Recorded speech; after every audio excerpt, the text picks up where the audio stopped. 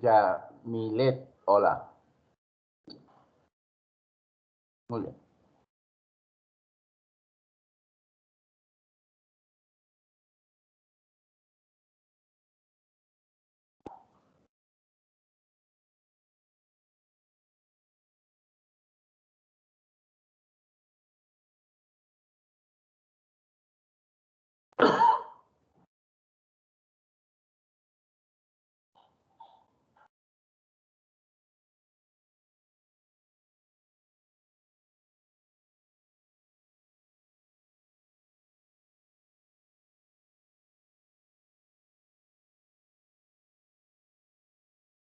Hola chicos, buenos días.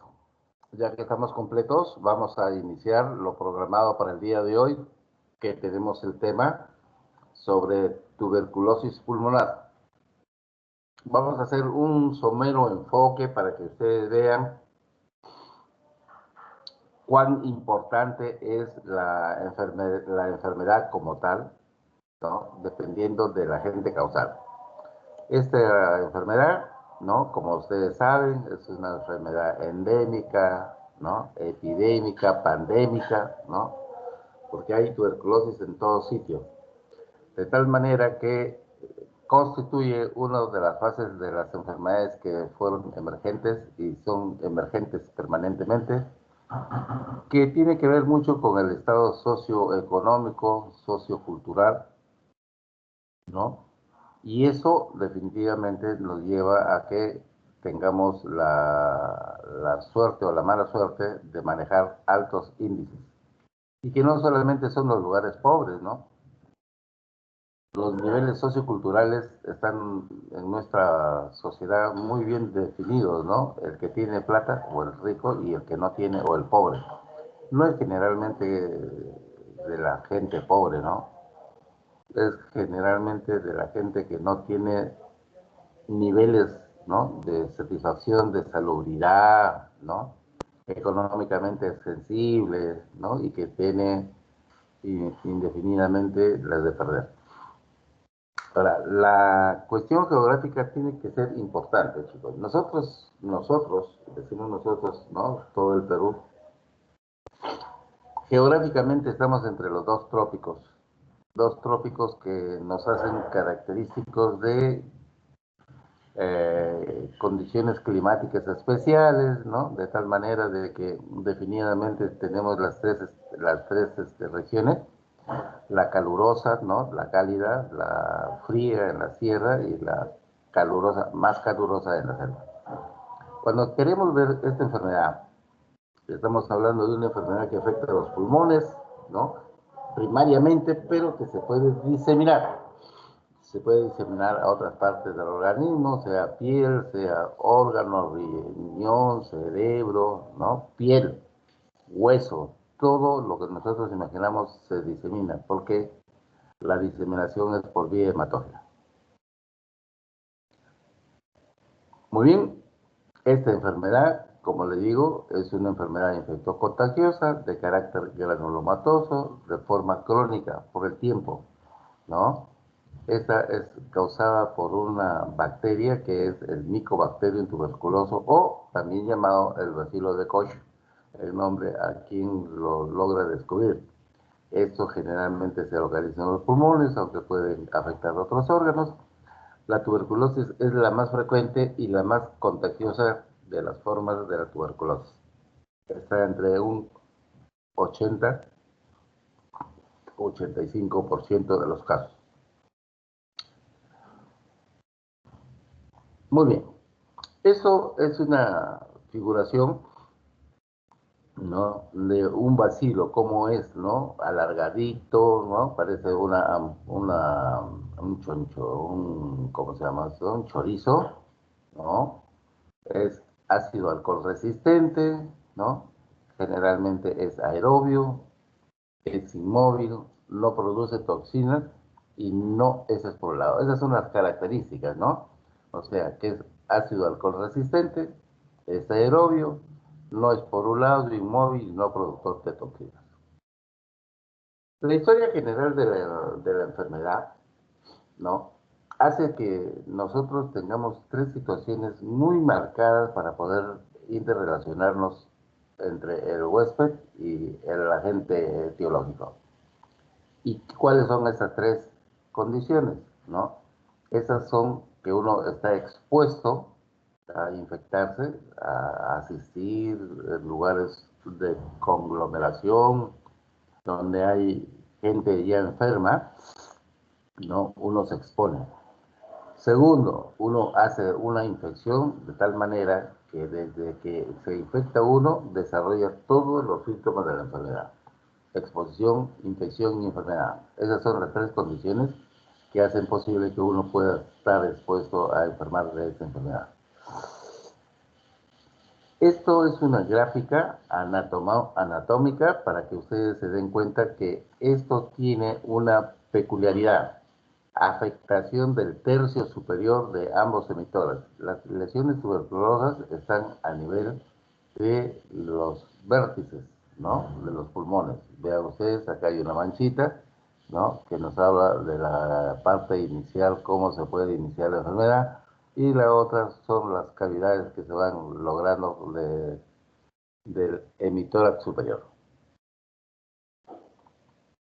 Vean ustedes cómo a través de la radiografía, que es nuestro elemento auxiliar básico, ¿no? No podría ser de otra manera, nos podríamos confundir definitivamente, pero la clínica es la mandatoria, ¿no?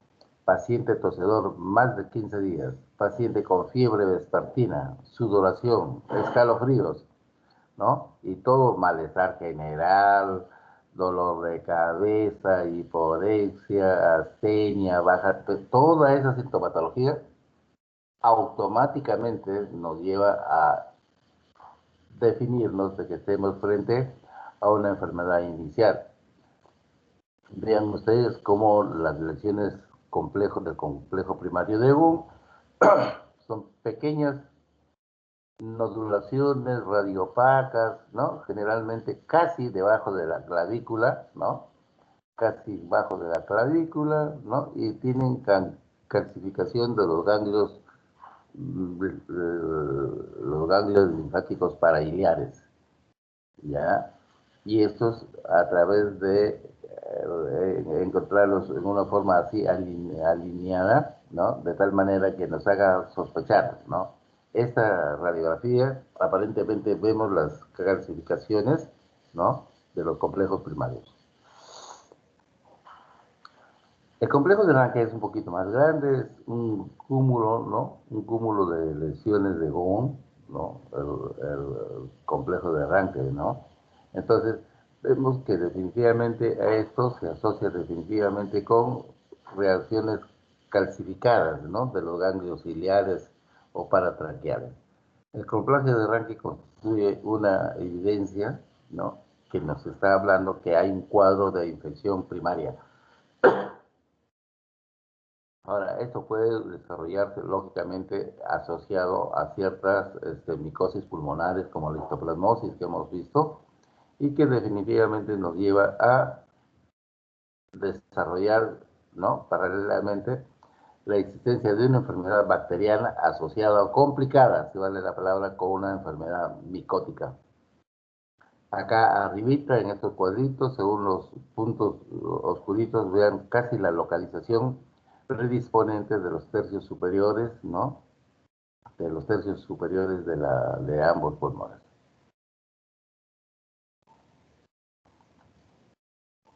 Ahora, acá de igual manera es un poco más marcada, esa es una forma como nosotros estamos viendo, ¿no? Las características de una enfermedad que afecta a los pulmones y que forma estas cavernas, o sea, el micobacterio destroza, destruye, se come el pulmón, ¿no? Y lógicamente uno con una lesión de esta naturaleza queda marcado para toda su vida, porque siempre, cada vez que se saque una radiografía de pulmones, entonces el radiólogo le dice, oye, sí, sin haber preguntado, le dice, ¿usted ha tenido, señor, una tuberculosis cuando ha sido joven o hace poco, qué sé yo qué? Entonces, si uno dice no, bueno, esta es otra cosa, pues será una lesión micótica, pues, ¿no? Entonces, pero generalmente donde ha habido ya una caverna, ha habido un hueco, ahí anida los hongos, ¿no? Y vea cómo aspergillosis, puede ser histoplasmosis, paracoides, todas las enfermedades micóticas que nosotros tenemos que ir viendo son parte de nuestro conocimiento como información para hacer el diagnóstico diferencial. Vean ustedes cómo esta enfermedad tiene una característica especial y esta es la única enfermedad que tiene más de 15 días de tos y expectoración, ¿no? Paciente que tiene tos, tiene fiebre por 15 días y además tiene hemoptisis, ¿no? O sea, esputos acompañados de sangre, ¿no? Dolor torácico y dolor para respirar. Lógicamente que tiene una afectación pulmonar aguda, ¿no? Por el sangrado que tiene, ¿no? Por el tiempo más o menos de 15 días, ¿no? Y a todo esto se va agregando lo que yo les decía, ¿no? Pérdida de peso, ¿no? Pérdida del apetito, fiebre, sudoración nocturna, cansancio, decaimiento. O sea, esto es lo patognomónico para hablar de tuberculosis, sin necesidad de radiografía, cuidado. Yo estoy en un pueblo donde no tengo un equipo de rayos X, ¿no? Que es lo esencial que debería existir. Entonces, yo, con esas características, 15 días de enfermedad,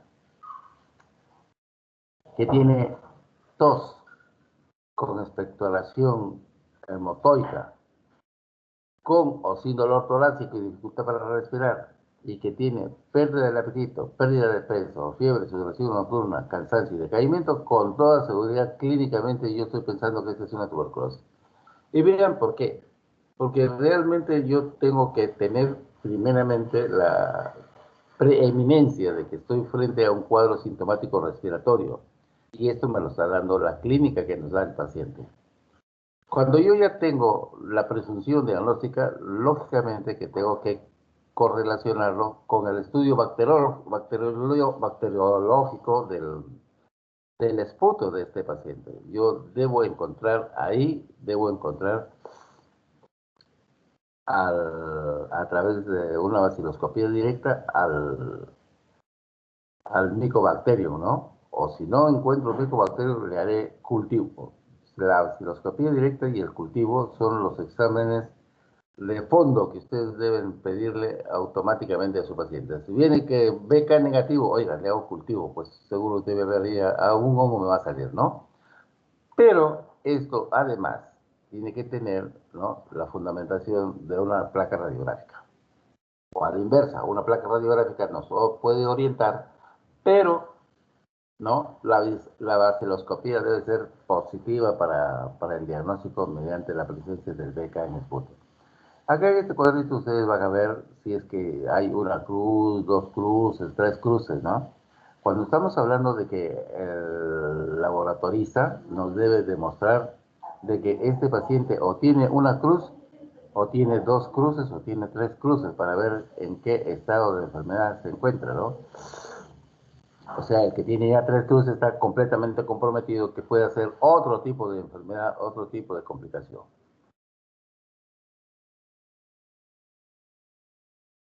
Ahora, dentro de ello tenemos lo que se está trabajando últimamente, que son las pruebas de sensibilidad. Las pruebas rápidas de sensibilidad son igual que estas pruebas que nos hacen para el COVID, ¿no? Las de pruebas de inspección directa, ¿no? De la presencia, de la reacción inmunológica que podríamos hacer, pero acá esto tenemos que verlo dentro de la prueba de sensibilidad, ¿no?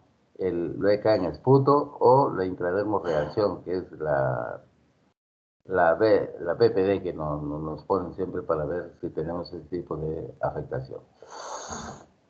Ahora, dentro del equipo de pruebas que tiene el Ministerio de Salud, porque este es un programa que maneja el Ministerio de Salud, vamos a ver que son pruebas fenotípicas y moleculares para detectar si este paciente está haciendo un cuadro de resistencia a tuberculosis.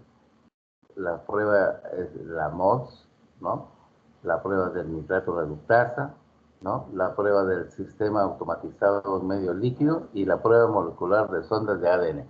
Estas son pruebas específicamente que nos llevan a pensar cuando nosotros no tenemos definidamente un cuadro detectable. Eso tiene que ser definitivamente como parte del estudio, ¿no? Que vamos a ir haciendo definitivamente cómo nosotros vamos a determinar. ¿Por qué? Porque esto nos va a dar la resistencia generalmente a los dos antibióticos que se utilizan para el tratamiento de la tuberculosis, que es la isoniazida y la rifampicina. Generalmente el que se hace resistente a la tuberculosis es porque tuvo contacto ya con estos productos y realmente está haciendo pruebas de reacción adversa a los fármacos antituberculosos, las famosas denominadas RAFAs, ¿no? Que pueden ser hepáticas, pueden ser dérmicas. Entonces, eso nos debe llevar al diagnóstico definitivo de una tuberculosis resistente a rifampicina y cianida. ¿Quiénes son los que deben validar estas pruebas? Como ya en nuestro hospital han salido negativos, con toda la clínica y el cortejo radiográfico que tiene este paciente, entonces mandamos estas pruebas al Instituto Nacional de Salud, en donde le van a hacer, ¿no?, la validación respectiva para ver si es o no. Entonces, ahora, ¿qué tiempo demora eso? Claro, pues demora sus 2 semanas generalmente para que se inicie el tratamiento de la tuberculosis. La segunda prueba, que es la prueba del nitrato reductasa, ¿no? Esta prueba es de igual manera para ver si hay resistencia a la isoniazida y la rifampicina, y estos pacientes casi ya llevan, ¿no?, en pacientes con tuberculosis pulmonar con BK positivo.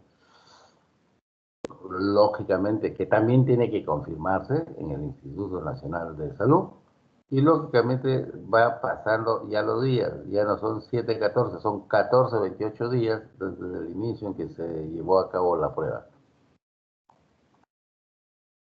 La siguiente prueba era la prueba automatizada en un medio líquido. Esto, de igual manera, estas pruebas nos permiten saber si es que este paciente ya es sensible a los 4 medicamentos: a la isoniazida, la rifampicina, la streptomicina, ¿no?, y la tiracinamida. Estos pacientes, ¿no?, son los más sensibles que tenemos que ver, porque el resultado debemos obtener entre los 4 y los 12 días, ¿no? Porque un paciente que se informa que ese cultivo es positivo tiene que ser confirmado en el Instituto Nacional de Salud, ¿no? O cuando ya se está en provincia, en ciertos laboratorios regionales o laboratorios intermedios que son autorizados por el Instituto Nacional de Salud. Dado de que antiguamente, ¿no?, transportar, por ejemplo, un, un frotis de esputo, ¿no?, hasta Lima, pues demoraba 3 días, por lo menos, ¿no?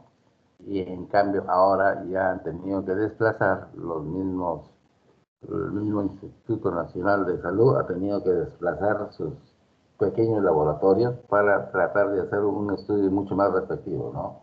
En pleno siglo XX, lógicamente que ya debe haber a nivel de provincias o departamentos o regiones esto, para detectar casos de tuberculosis pulmonar o casos de tuberculosis extrapulmonar. Nosotros tenemos que partir de que este paciente, si al esputo sale positivo, es tuberculosis, y si no sale positivo, encontrarlo, ¿no? Encontrarlo en líquidos corporales, ¿no? En el jugo gástrico, por ejemplo, ¿no? Tenemos que ser aspirado del jugo gástrico, ¿no? Si no lo encontramos por una broncoscopía, hay que tratar de sacar aspirados de los bronquios para determinar que este paciente es BK positivo. La prueba molecular de sondas ADN, de igual manera, nos hacen pensar que tenemos que hacer el estudio referente para determinar si este paciente, siendo positivo, no esté haciendo resistencia a estos dos productos que son los básicos. Generalmente que toda la producción farmacéutica propuesta para el tratamiento de esta enfermedad generalmente tiene que ser revisada, ¿no? Porque a veces, siendo los cultivos positivos, eso tiene que enseñarnos definitivamente que estamos frente a un casi determinado complejo, ¿no?, de esta enfermedad. Los resultados generalmente son por lo rápido, ¿no? Por el aspecto molecular. 3 días debe durar esto. Y lo hace el Instituto Nacional de Salud y sus laboratorios regionales o intermedios. Entonces, ¿qué cosa es lo que tenemos que ver? Que estas pruebas de sensibilidad, ¿no? Convencionales a ver la sensibilidad, el estado de sensibilidad de primera línea o de segunda línea, esto tiene que ver con ciertos medicamentos que nosotros utilizamos. Y prueba de ello, ¿no? Hay una prueba específica, ¿no?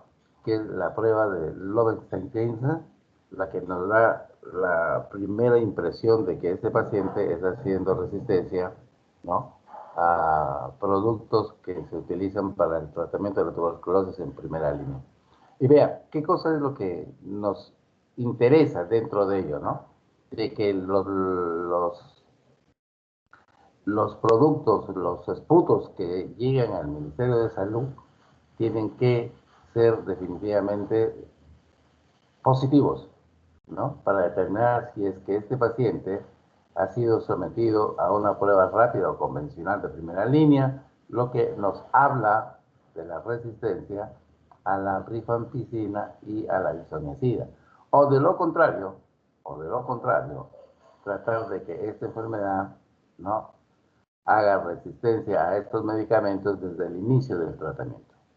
Los pacientes con el diagnóstico de tuberculosis resistente, ¿no?, que es porque abandonó el tratamiento, porque le cayó mal, hizo rafas, ¿no?, tiene que ver adecuadamente con su evolución de la enfermedad. Vean, a través del tratamiento que nosotros tenemos que ver, tenemos que darle importancia a la presencia del bacilo de Koch o del Mycobacterium tuberculosis, ¿no?, en aquellos pacientes que estamos viendo, lo que les decía al principio, ¿no?, que tienen un frotis negativo, pero a la vez tienen un cultivo positivo, ¿no?, y donde realmente no se disponga esta prueba, que es la prueba molecular, ¿no? La prueba molecular ya nos ayuda a, en poco tiempo, determinar qué tal resistencia está haciendo o por qué no mejora, ¿no? Se supone que este bacilo debe ser tratado. El primer mes ya debe haberse negativizado, habiendo sido ácido bacilo resistente. Esto debe haberse llevado a cabo a través del tratamiento iniciado, ¿no? Y debe ya haber bajado. Al primer mes le pedimos una prueba de sensibilidad, ¿no?, un BK, y ya debe salir negativo. Se supone que le ha hecho efecto. Entonces, esta enfermedad es una enfermedad que tiene un gold estándar en un tratamiento casi universal, ¿no? Tratado con la isoniazida, la rifampicina, ¿no?, eminentemente que actúan directamente sobre el bacilo, ¿no?, el etambutol, la piracinamida, ¿no?, y la streptomicina. Entonces, la streptomicina, siempre y cuando no esté dejando secuelas ototóxicas, porque a la aparición de la rifampicina se dejó de utilizar la streptomicina porque dejaba efectos secundarios como sordera, ¿no? Había gente que tenía problemas con la audición, ¿no?, con problemas del pan vestibular. Entonces, los, los productos que se utilizan son estos, ¿no? Cuando este paciente nos hace la primera resistencia, que no mejora después del primer tratamiento que le hemos instalado a este paciente, ¿no?, que está entre los 2 y los 6 meses, pasamos a la fase de las inyectables, que es el grupo de segunda línea, ¿no? Paciente que no responde al anterior, entonces lo sometemos al segundo régimen, que es en base a la amikacina, la canamicina, la capriomicina. Son productos que se utilizan para contrarrestar la actividad del Mycobacterium. Si esto fuera persistente, ¿no?, entramos al tercer grupo, que es el de las fluoroquinolonas, ¿no?, en donde está la levofloxacina, la moxifloxacina, ¿no?, que a la vez de actuar sobre el aparato respiratorio tienen predilección por las enfermedades relacionadas con este deterioro que produce el micobacterio.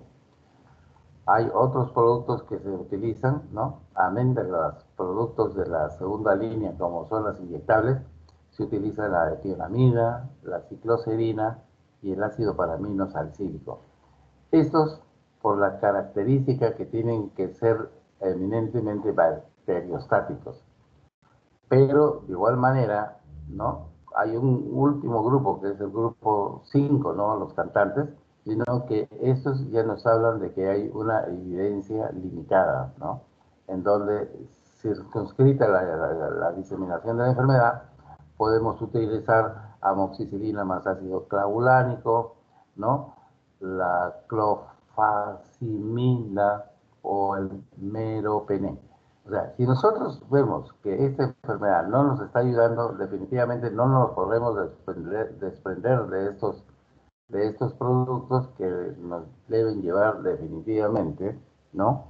A dosis elevadas para tratar de poder contrarrestar el efecto, lo que nos sucedía con el COVID, ¿no? ¿Qué pasó? Se ha demostrado, ¿no? Al término de la infección, ojalá se arregle esta cosa con la segunda ola que se va a venir, ¿no? Tengamos presente de que ni la citromicina, ni la ivermectina, ni la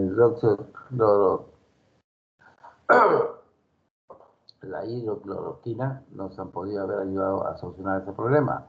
Pero si nosotros le hubiéramos puesto antibióticos, porque como proceso neumónico, que no estamos hablando de tuberculosis, y como proceso neumónico era una infección bacteriana, pues tendría que darse antibióticos, ¿no? Pero la citromicina resultó siendo pues un elemento de una especie de cortina de humo que nos ayudaba a decir de que la paciente, ¿no? La paciente iba a mejorar, la cosa que no era así. Y miren la cantidad de muertos que hemos tenido por ese tipo de equívocos. Ahora, dentro de ello ya ustedes van a ir viendo cómo se hace la dosificación, ¿no? La dosificación máxima que debe darse y la dosificación diaria que debe darse, ¿no? Y ustedes vean cómo se presenta, ¿no? La presentación, inyectables, tabletas, ¿no? Sachets, en forma de polvo que vienen, ¿no? Entonces, esto es para que ustedes tengan una idea, ¿no? Las siglas, ¿no? Ahora, por el trabajo mismo que es muy confidencial, lógicamente los médicos trabajamos con estas abreviaturas, ¿no?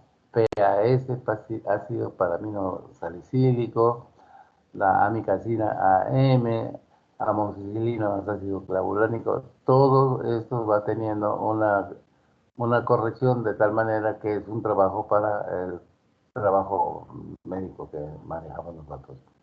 Esto de igual manera, ¿no? Sigue dándonos, ¿no? La dosis máxima, la dosis mínima, ¿no?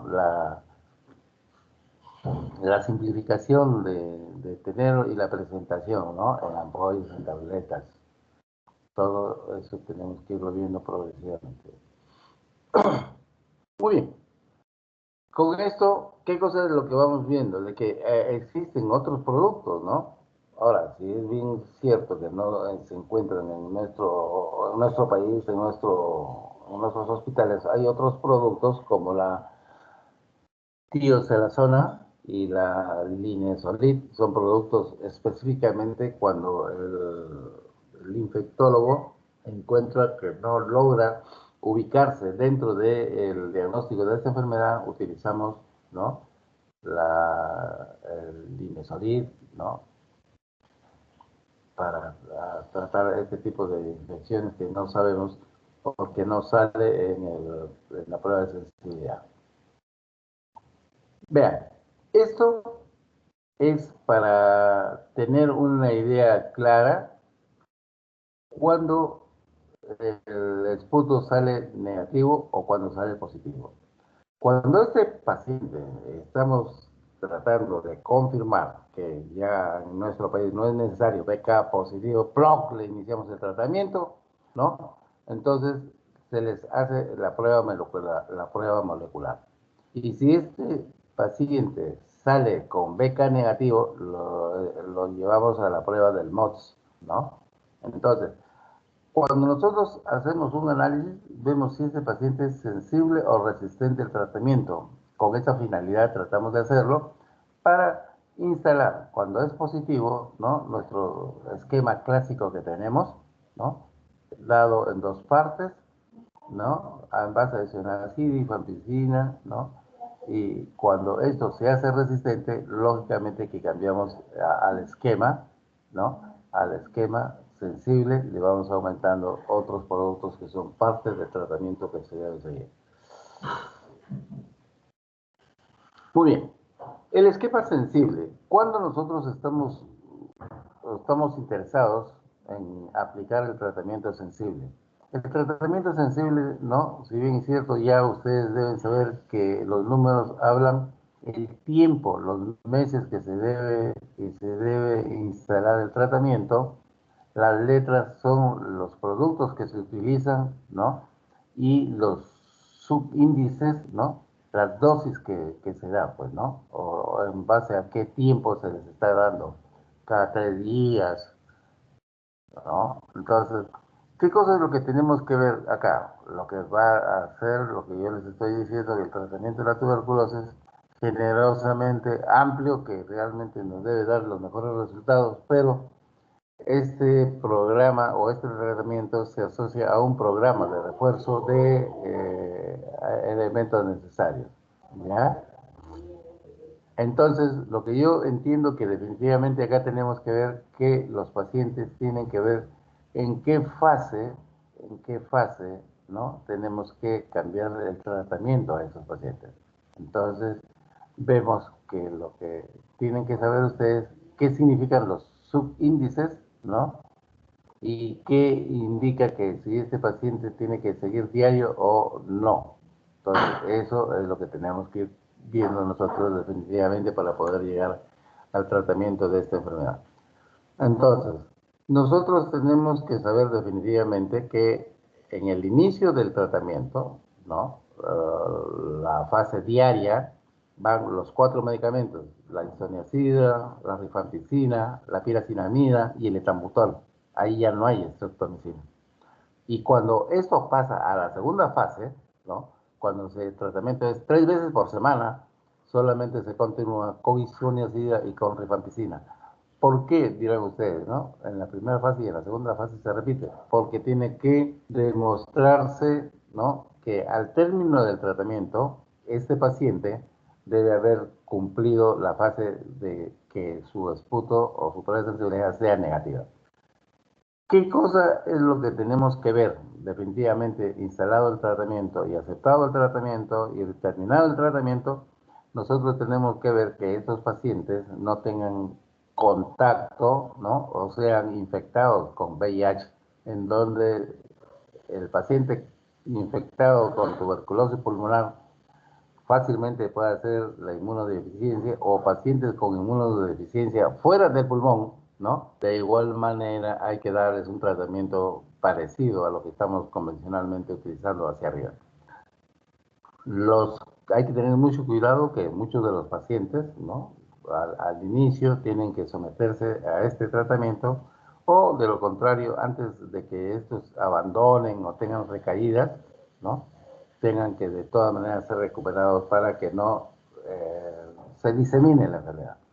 Ahora, cuando esto se da en un paciente con compromiso de su inmunidad, lógicamente que este tratamiento les va a durar aproximadamente casi 7, 9 meses, ¿no? Y esto tiene que ser un tratamiento diario, ¿no? En las primeras 50 dosis o en las 175 dosis que le restan. Ahora, ¿cuándo decimos nosotros que tenemos que tratar a un paciente? A este paciente que afectado de esta enfermedad, ¿no? Según la gráfica, deben estar alejados, ¿no? El entorno familiar tiene que estar protegido, ¿no? Y que este paciente no esté tosiendo delante de ellos. Para ello, nosotros tenemos que hacer uso de 3 tratamientos, ¿no? Para este paciente que ya ha hecho una tuberculosis resistente. Vean ustedes, el tratamiento estandarizado, ¿no? El tratamiento empírico y el tratamiento individualizado. Esos son los tratamientos que tenemos que usar definitivamente para un paciente que tiene tuberculosis. Ahora, ¿quién es considerado paciente que hace resistencia a la tuberculosis? Paciente que ha fracasado, ¿no?, al tratamiento empírico de primera línea. Entonces, como tenemos que este paciente, se supone, es tratamiento específico, tiene que tener, ¿no?, celo con sus contactos. O sea, hay que tratar de que los pacientes no tengan personas a su alrededor que se puedan infectar y eso se convierten en contactos. Que este paciente tenga una recaída en los 6 primeros meses de tratamiento, ¿no? O al momento que periódicamente nosotros le vamos haciendo una evaluación de acuerdo a la entrega del tratamiento, porque el tratamiento se hace personalizada por el personal de salud, que vea que lo esté tomando, ¿no? Entonces, si este paciente cumple con esas características, un paciente que debe efectivizar una negatividad en su BK, pero resulta que después de 6 meses, este paciente que va a ser dado de alta, ¿no? Vemos de que no acá sigue siendo BK positivo. Las recaídas, ¿no?, pueden haber sido dadas después del alta de estos pacientes, ¿no?, con tratamiento de segunda línea. No, paciente que pasó la primera línea positivo, pasa a la segunda línea positivo. Ahora, si esta persona está en condiciones de reo preso, ¿no?, o que vive en ciertos albergues, o en comunidades terapéuticas de los drogadictos, ¿no? O sea, donde hay cúmulo de personas, ¿no?, lógicamente que va a correrse el riesgo específico de que esta enfermedad se presente en una forma, pues, persistente, ¿no?, de tal manera que va a diseminarse donde más propagación haya, ¿no? Las visitas que van a los penales, las visitas que van a los asilos, a los albergues, lógicamente que tienen que tener un tratamiento múltiple de esta enfermedad. ¿Quiénes realmente se hacen resistentes? Quienes han sido irregulares en el tratamiento o lo abandonaron el tratamiento. La persona que tiene contacto con una persona que ha fallecido por tuberculosis, también hay que hacerle un seguimiento hasta demostrar que no haya sido infectado, ¿no? Por ejemplo, la mamá o los papás que están al lado del enfermo, ¿no? O los hijos que están al lado de los padres que están enfermos de tuberculosis, tienen que ser evaluados. Asimismo, quienes son sensibles a contraer esta enfermedad y hacer resistencia a la enfermedad, pacientes que son diabéticos, que tienen insuficiencia renal crónica, que tienen tratamiento inmunosupresor o tienen una coinfección del VIH. Ahora, acá tenemos que tener en cuenta que todos los que trabajan en el sector salud, ¿no?, sean médicos, sean enfermeras, sean técnicos, sean alumnos, ¿no?, que sean alumnos y que no cumplan con las indicaciones del tapabocas, estos pacientes fácilmente van a tener una complicación como es esta enfermedad. Y aquí vamos a ver cómo nosotros tenemos que hacer un tratamiento estandarizado a un paciente que tiene esta enfermedad.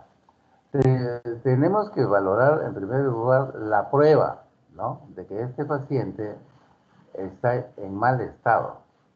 Ahora, ¿qué cosa es lo que tenemos que ver? Que no te debe esperarse el tratamiento, el resultado de la prueba de sensibilidad rápida convencional para iniciar el tratamiento. El indicado es iniciar el tratamiento, ¿no?, en la fase 1 o en la segunda fase, ¿no?, que nos lleva a hacer un tratamiento más complejo, ¿no? Entonces, el tratamiento para la tuberculosis es diario, ¿no? Como ven ustedes acá, cicloserina, tionamina, calamicina, ¿no?, cicloserina, o sea, son productos que están dándonos, ¿no?, la forma que este paciente está haciendo una resistencia. El tratamiento empírico generalmente está basado en pacientes que han tenido una prueba de sensibilidad rápida resistente a isoniazida y rifampicina.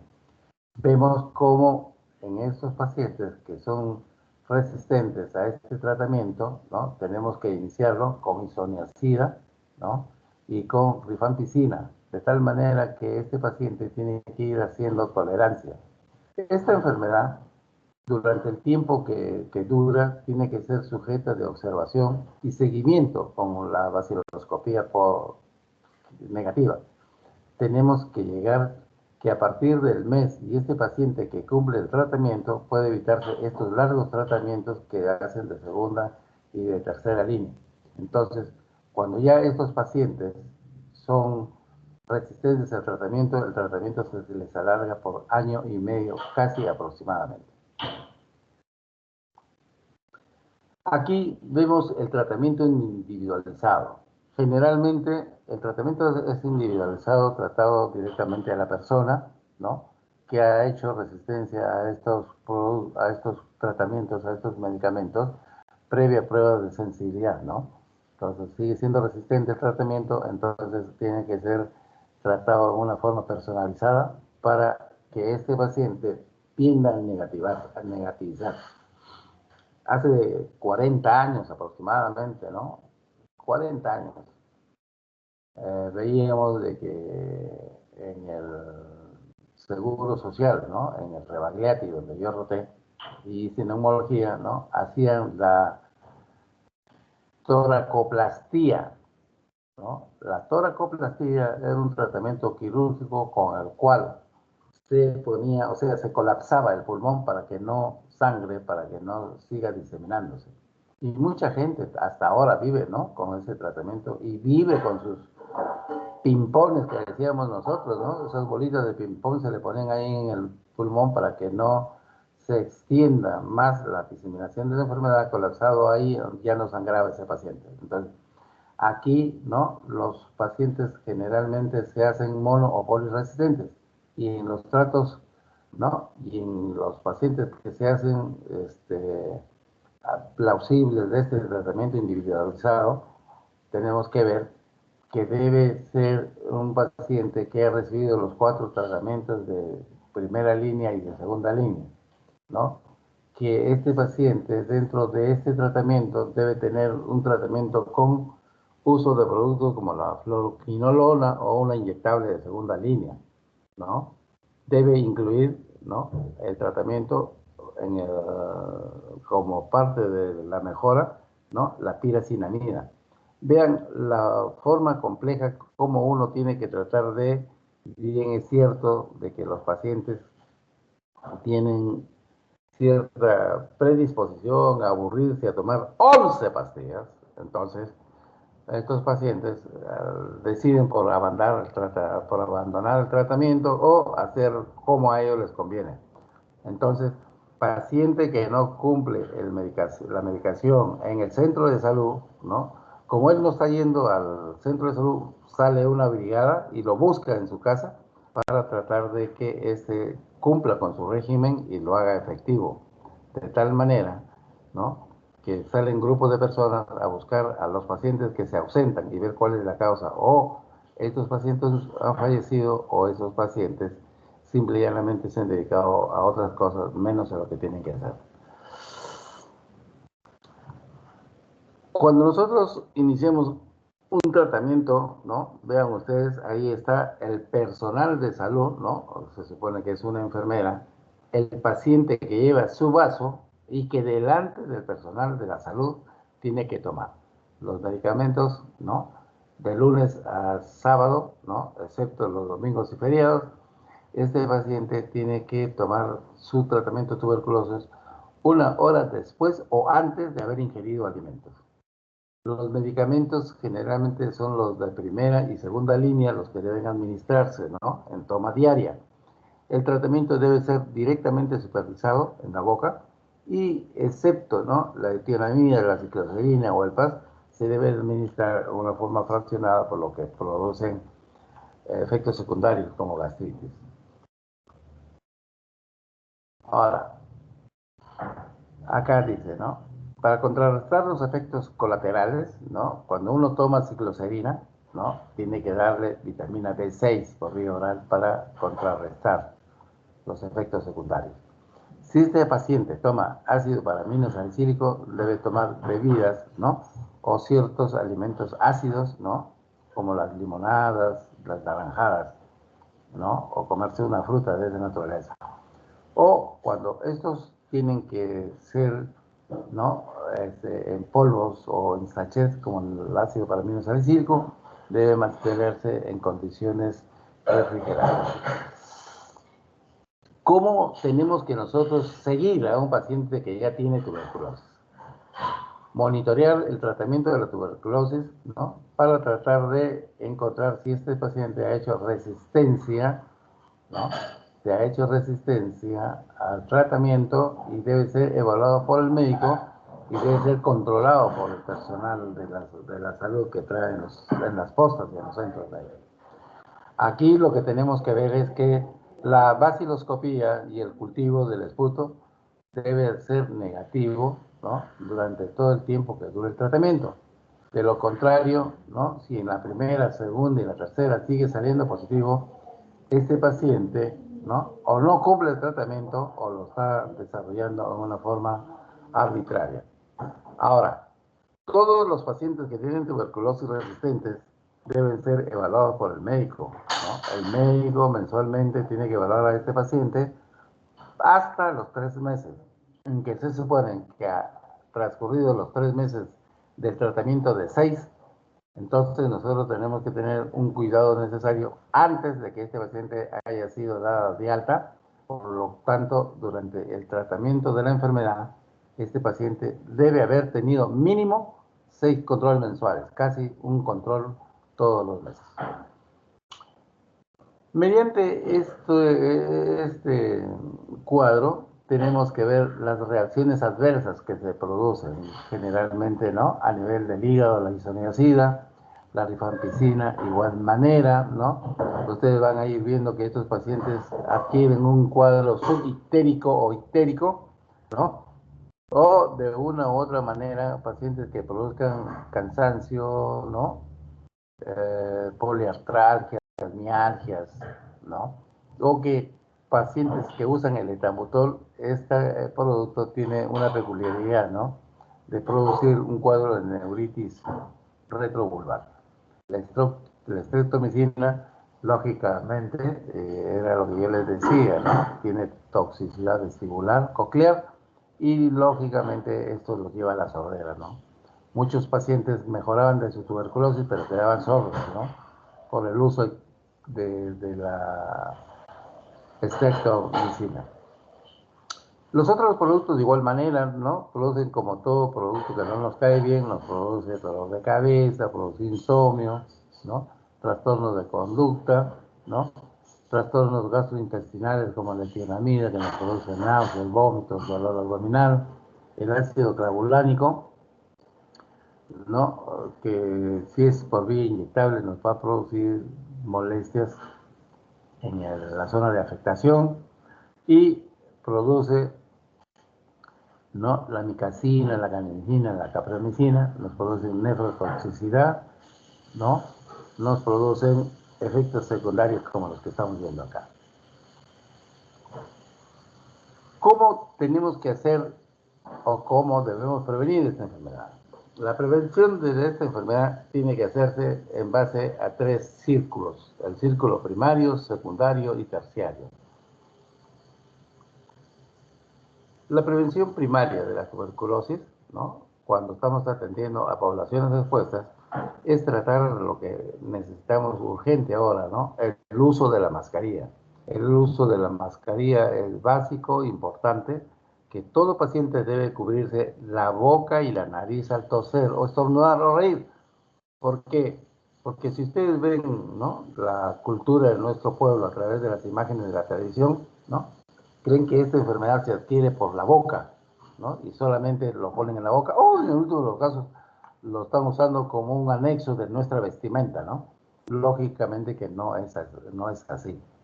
Y cuando nosotros hacemos uso de papel higiénico, ¿no? O papel para toser o estornudar, este papel debe ser depositado adecuadamente en un lugar que realmente reúna las condiciones para ser transportado a los lugares de desecho. Y donde hay un paciente afectado por tuberculosis, no hay que encerrarlo, ¿no? Hay que hacer que esta paciente reciba una ventilación natural, de tal modo que el paciente tuberculoso, tanto cuando estudia, cuando trabaja, en las unidades de transporte públicos, los de las instituciones públicas y privadas, estas ventanas deben estar abiertas. Cuando ustedes entren a un ómnibus, ¿no? Vean de que las ventanas estén abiertas para que ventile, transite, sino de lo contrario, con toda seguridad nos corremos el riesgo de podernos infectar en ese momento. Ahora, cuando nosotros tenemos que ver que esta enfermedad debe ser prevenible, casi todos nosotros somos marcados, ¿no? Cuando recién nacimos, con la famosa vacuna, la BCG, con la cual nosotros creamos los complejos para detectar, ¿no?, al germen de la tuberculosis cuando éste entre en nuestro cuerpo, para lo cual tiene que permitirse, ¿no?, que todos los pacientes sintomáticos respiratorios deben ir al hospital a hacerse su tratamiento y a descartar, ¿no?, la tuberculosis.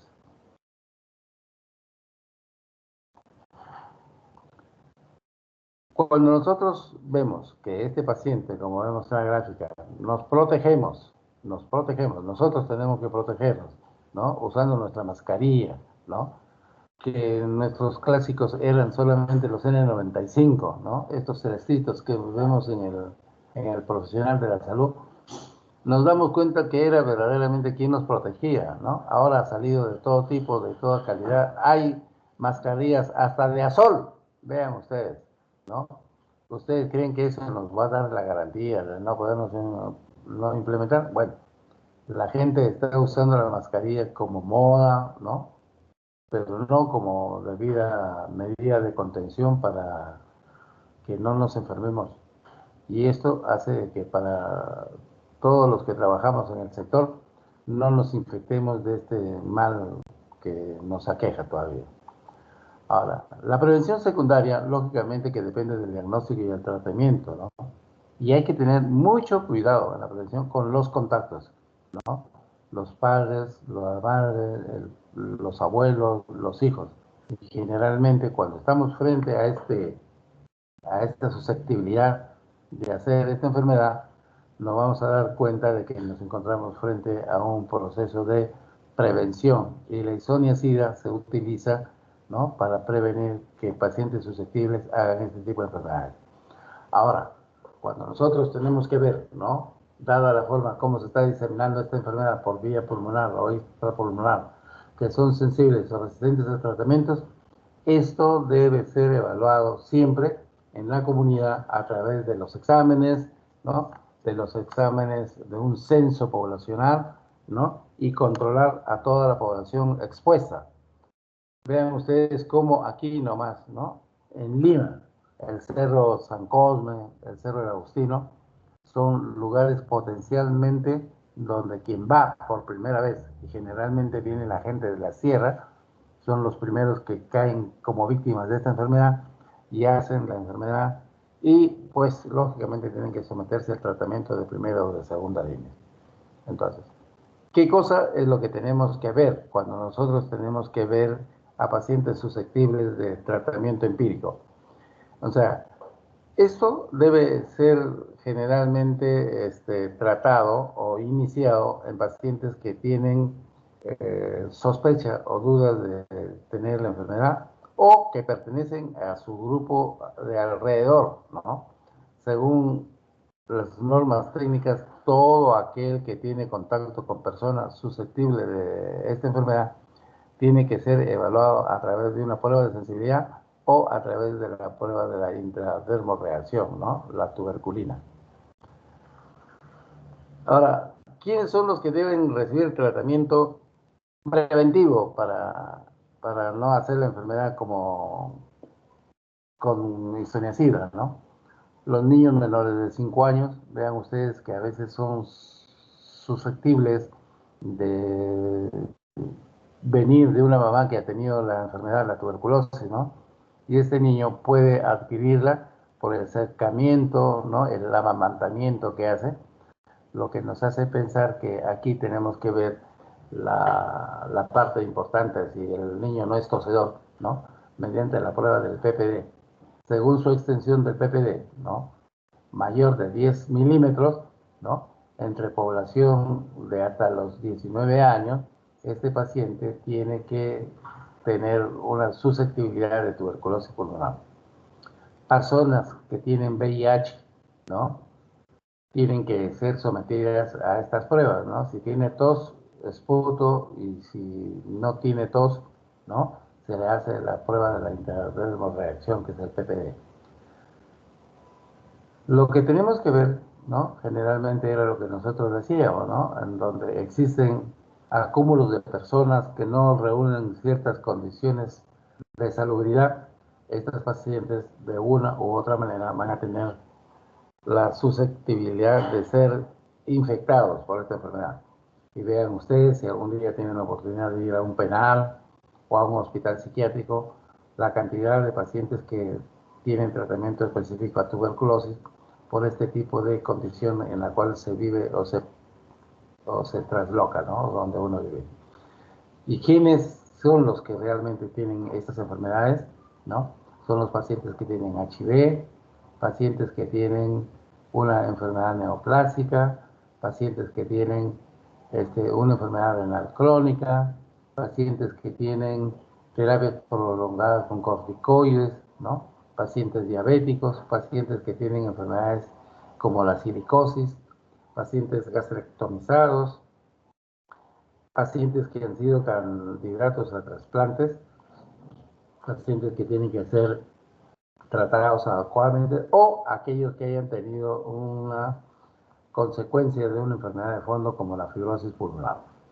La radiografía de tórax nunca debe ser parte del tratamiento, debe ser importante, ¿no? Contar con ella para poder nosotros actuar directamente sobre esto. O sea, no olvidemos la condición nuestra, ¿no? Nuestra población, ¿no? Está amenazada permanentemente de hacer esta enfermedad. El tratamiento empírico con isoniazida no está indicado a las siguientes situaciones clínicas. Pacientes que tienen tuberculosis resistentes a isoniazida o son multidrogas resistentes, a ellos no se les puede dar isoniazida. Personas que tienen antecedentes de tener enfermedad crónica del hígado, ¿no? Lógicamente que no pueden tomar isoniazida. Y personas que han recibido tratamiento antituberculosos, ¿no? Y con excepción de personas que tienen el VIH, no se les puede dar tratamiento antituberculoso, con isoniazida, preventivo. Ahora, y la prevención terciaria es aquella que está más que todo dada para rehabilitar a las personas afectadas de tuberculosis, ¿no? Ahora, todo paciente que ahora salió enfermo del COVID-19 tiene que estar haciendo una rehabilitación, ¿no? Una fisioterapia para que no quede con estas secuelas como es la fibrosis pulmonar. Entonces, estas secuelas físicas, ¿no? Pueden alterar, ¿no? la calidad de vida de los pacientes y los puede hacer mucho más dependientes que antes. La rehabilitación laboral, de igual manera, ¿no? La persona que se sana nuevamente tiene que volver a su lugar de trabajo y no hay ley alguna que lo desubique, ¿no?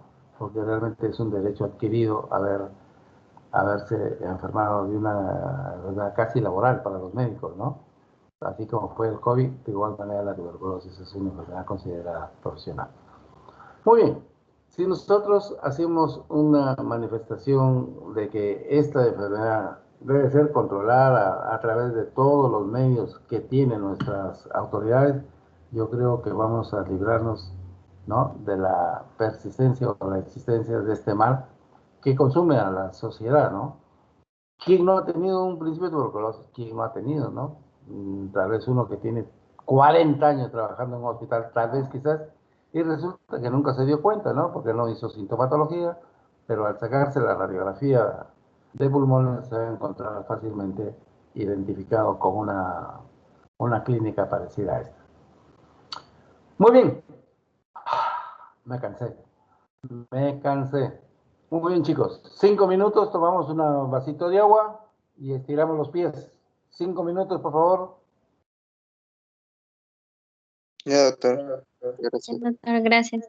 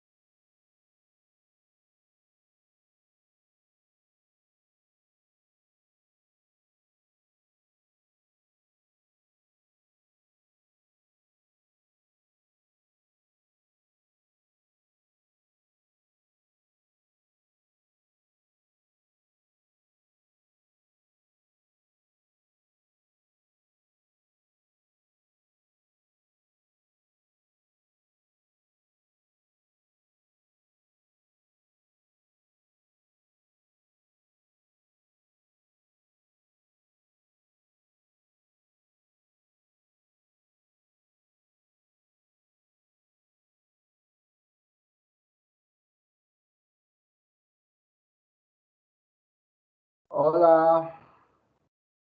Muy bien, nos reconectamos. Sí, doctor. Muy bien, muy bien, Ya muy estamos, bien. doctor. Excelente. Bueno, yo creo que hablar de esta enfermedad significa un grado de responsabilidad, ¿no? Es una enfermedad que tiene tratamiento ya específico, pero lo que tenemos que llegar nosotros es al estricto cumplimiento. No es recetar, sino que se ejecute, ¿no? Para eso hay medios. Si es una persona, un niño, ¿no? O una persona menor de edad, lógicamente que es responsabilidad de los padres, y a los padres hay que incidirle, señora, mire que si este paciente no se sana, va a contagiar ya no a uno, a 5 o a 10, que son los que viven ahí en la casa. Entonces, la implicancia del médico, ¿no? Significa en su responsabilidad y la ascendencia que debe tener sobre el paciente, ¿no? No es que, bueno, si lo cumple, si no lo cumple. No, no, no, no. Entiendan que esto se convierte en un problema social y como tal tiene que evaluarse desde ese punto de vista. No podemos dejar de lado, ¿no? Nuestra indiferencia porque implica necesariamente que nosotros también podemos salir siendo contagiados. O sea, no esperen ir ustedes a zonas donde hay pobreza. Oiga, acá en Lima, en Miraflores, yo recuerdo, ¿no? Miraflores, Alta Curnia, gente con... Y había un asentamiento humano, ¿no? En una de las calles principales de Miraflores, en donde se había hacinado y generalmente fue un foco de infección de tuberculosis. Por eso tuvieron que erradicarlos. Ya se imaginarán qué intereses tuvieron que ver ahí para tratar de estar libres de encontrarnos frente a una infectación de esa magnitud, ¿no? Imagínense. Ahora, los niveles socioculturales tienen mucho que ver, ¿no? Porque la falta de información, ¿no? Hace que no se llegue, ¿no? El mal hábito de no leer, ¿no? Hay gente que no lee, ¿no? Y por eso no se informa. ¿No? Estamos siempre viendo en la televisión las frivolidades, los programas esos de que esto es guerra y que no sé qué cosa. Entonces, uno tiene que saber orientar, ¿no? Y si tenemos que trabajar en un lugar y es muy solicitado, ¿no? Gente que no quiere ir al serum, doctor, acá nomás, en Cerro del Pino, ya, pues. Después a los 3 meses o a los 6 meses no se cuida, ese paciente viene con tuberculosis. Hoy estoy hablando yo del serum, ¿sabes? Entonces, por eso el serum no debe hacerse acá en Lima, debe hacerse fuera de Lima. Entonces, eso definitivamente tienen que saber ustedes que es una enfermedad, si vale lo peligroso que es, ¿no? Es la magnificencia que tienen las personas en no darle el valor necesario, porque de lo contrario, nosotros vamos a salir infectados de esta enfermedad. Muy bien, esto no se olviden, chicos, ¿eh? Esto lo van a llevar siempre. A ver, ¿qué dice Barrial? A ver, Barrial.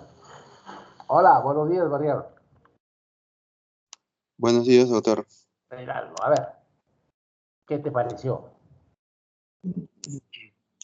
Bueno, me parece un tema interesante ya que en el Perú hay muchos casos de tuberculosis, ¿no? Y con mayor razón todavía. Anteriormente era una enfermedad en sí de... Hasta ahora se considera que es una enfermedad de países pobres, ¿no? Pero actualmente lo que se observa en el Perú es los casos de MDR y XDR, que son muy resistentes a las drogas de primera línea, ¿no? Incluso creo que los tratamientos actualmente lo individualizan en base a la sensibilidad o a la prueba de sensibilidad, ¿no? Eso, doctor. Básicamente eso sería mi opinión. Pero muy poco. Importante, ¿no? Ya que esta enfermedad es bastante contagiosa. ¿Pero te llenarías tú con eso? ¿Esa es una información que tú validarías para ti?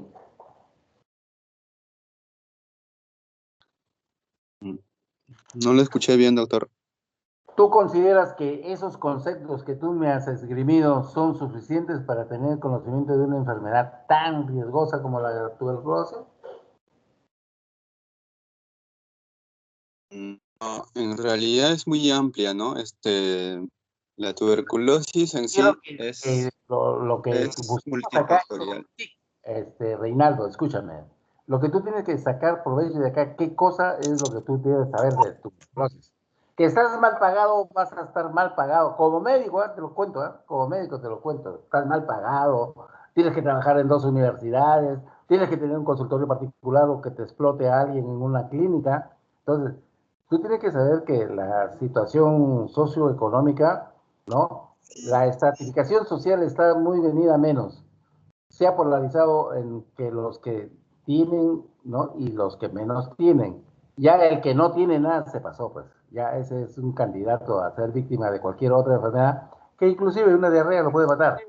Entonces, lo que nosotros tenemos que conservarnos en eso, mi querido Reinaldo, es que tú tienes que tomar conceptos necesarios claros, que nuestra población es pobre y como tal es susceptible de todas las enfermedades habidas y por haber. Y mira que no solamente es tuberculosis, se puede agregar con micosis pulmonares también, mira que la cosa no va por ahí. Y mira que cómo creció el mundo del HIV.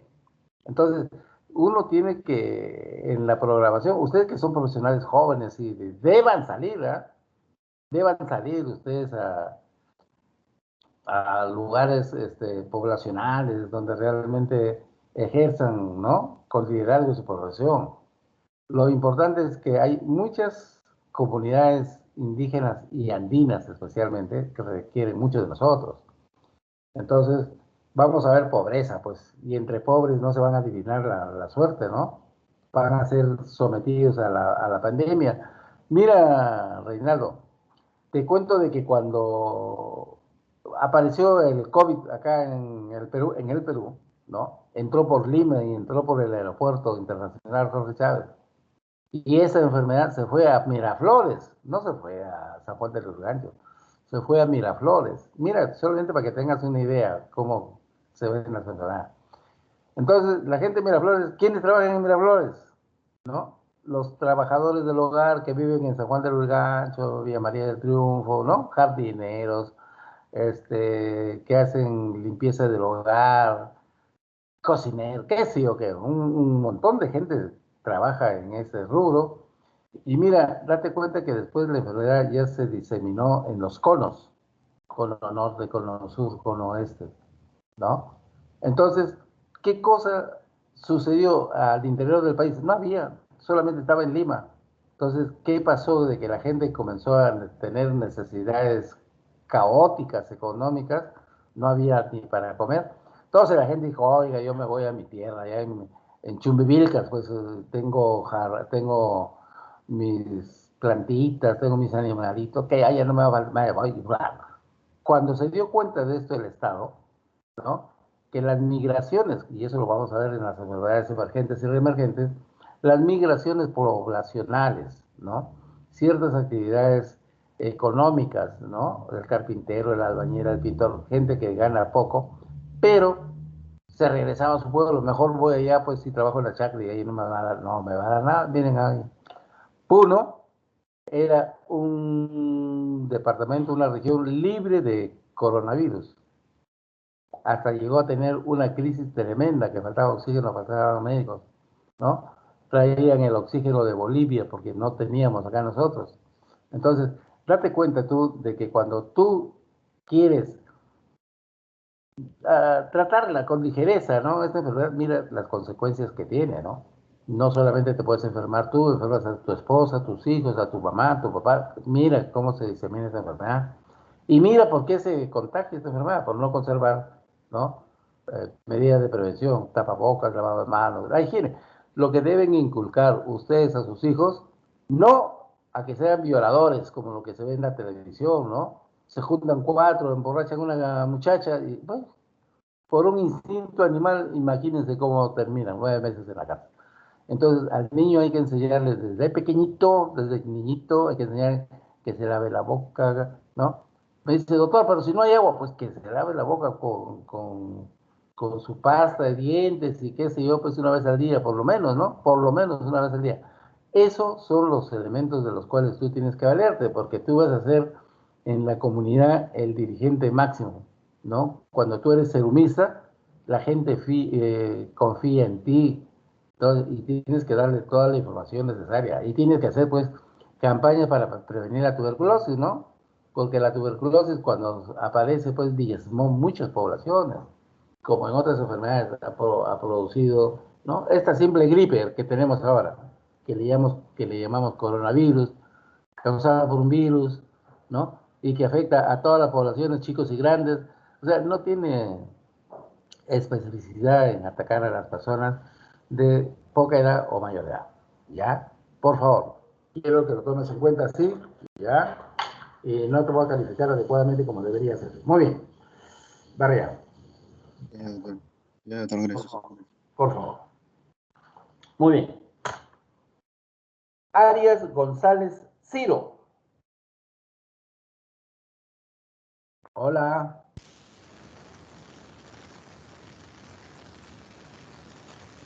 Ciro, buenos días. Buenos días, doctor. ¿Me escucha? Te escucho, hijo. A ver. Sí, mi audio estaba mal, doctor.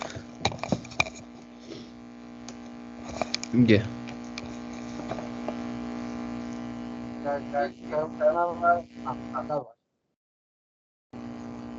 Doctor, no le escucho bien. ¿A mí? Sí, sí, sí, ya, ahora sí. Ya. Estamos un poco mal con la garganta a veces. A ver, cuéntame, a ver.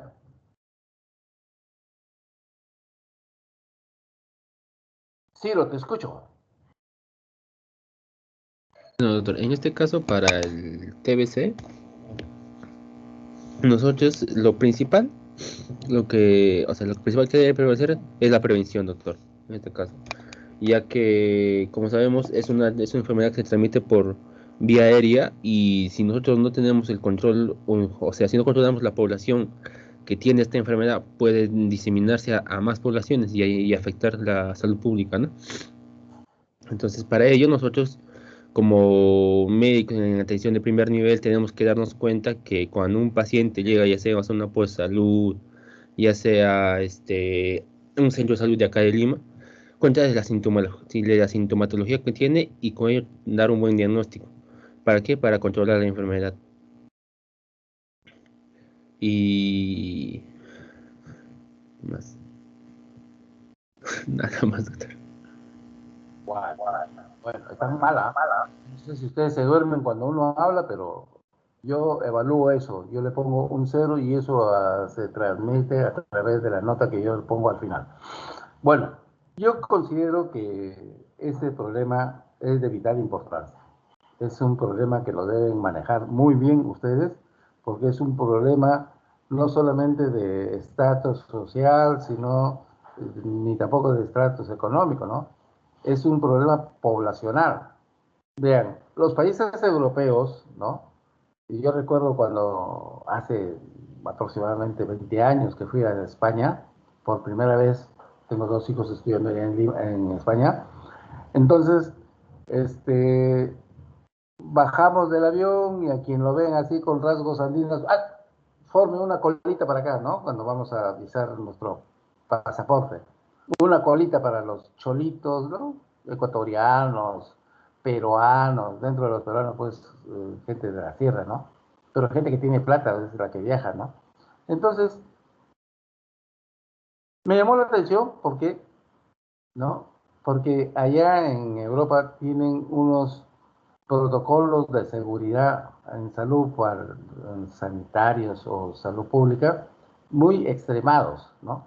De tal manera que ellos tienen supuestamente, como después me dijo un amigo, no, acá hay unos termómetros electrónicos y a distancia, ¿no? Quien va bajando el avión lo van determinando y lo seleccionan de tal manera que lo apartan para someterlo a una prueba rápida, ¿no? Allá las pruebas rápidas son inmediatas. Entonces, ¿qué cosa sucede de que cuando uno llega a esos aeropuertos, lógicamente es detectado, ¡pum! Y lo separan? Oiga, ¿usted de dónde viene? ¿A qué viene? ¿No? Oiga, bueno. Entonces, ya uno da las explicaciones y les dice, venga por acá, compadre. ¿No? Dentro del interrogatorio que le hacen de salud, lógicamente, usted ha tenido tuberculosis, no, no, no, nada, placa de pulmones obligadamente, total, no les cuesta mucho a ellos, y resulta que este paciente es un portador de tuberculosis. ¿Qué cosa crees, Ciro, que hacen con ese paciente?